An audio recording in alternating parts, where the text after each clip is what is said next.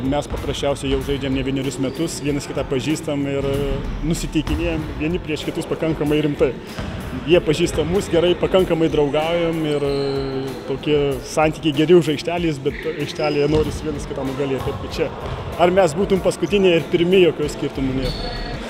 Mes susirinkom čia žaisti iš tikrųjų dėl to, kad mums patinka žaisti. Neskaičiuojam čia pirmas pralaimėjimas ar paskutinis, iš tikrųjų mums patinka, o su šitą komandą apskritai visą laiką patinka, nes jie geri bičiuliai ir smagu pasišaipyti iš jų, jiems smagu pasišaipyti iš mūsų. Tai šį kartą jie šaipysis?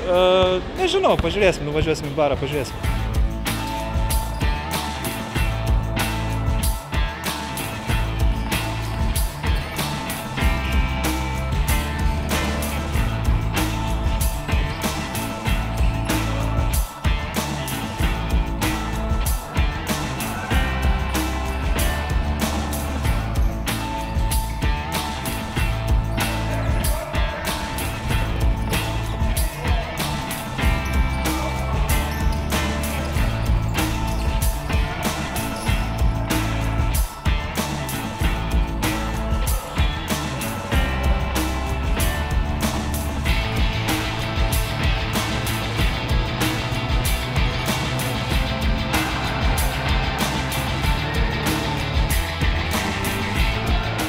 Душман! Ну, смотрите, если се концентруете, то ж душман.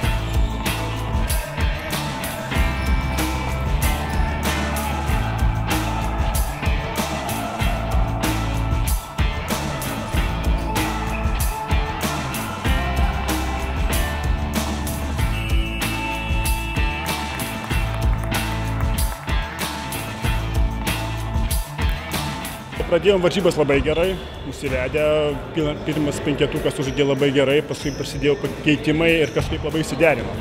Varžovai, aišku, protingi, patyrę, sugebėjo to pasinaudoti. Antrą pusę lygiai tas pats, išėjo startinis, sužaidė kaip ir gerai, atrodo jau viskas tvarkojo, biškai atsipalaidavo, kažkaip mūsų atsarginiai nelabai gerai įėjo į žaidimą ir vėl tas pats gausi. Kaip ta pati pabaiga? Nu, įtempta pabaiga, aš manau, kad gynyba nugalėjo.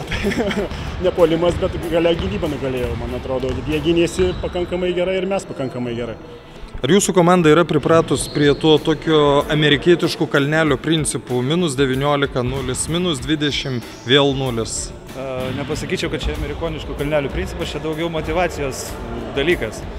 Mums patinka kažkokie iššūkiai, mums patinka ekstremai ir tiesiog taip išeina. -20 ne per didelis tas ekstremas?